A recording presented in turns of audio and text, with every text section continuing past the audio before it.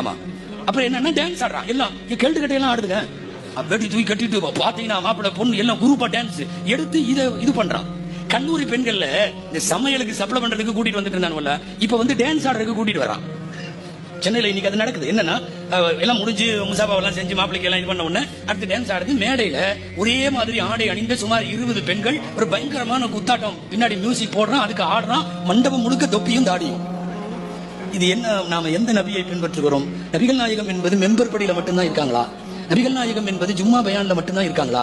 அன்றாட வாழ்க்கையில நபிகள் நாயகம் வரலங்கிறப்போ அப்புறம் என்ன பெரிய கண்மணி, உயிருக்கு உயிரான நபிகள் நாயகம்னா என்ன? டோட்டலாக இன்றைய திருமணங்களின் அனாச்சாரத்தை சமீபத்தில் சென்னையில பொண்ணை பல்லாக்கில வச்சு தூக்கிட்டு வந்தாங்க.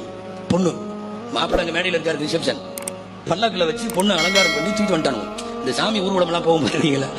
சாமி ஊர்வலம் போற மாதிரியே இருந்தது. அங்கிருந்து தூக்கிட்டு வர்றானோ எல்லாம். அந்த தூக்கிட்டு வர்ற 4 பேர் எல்லாம் ஒரே மாதிரி ட்ரெஸ் போட்டிருக்கான். அங்கிருந்து தூக்கிட்டு வர்றான்.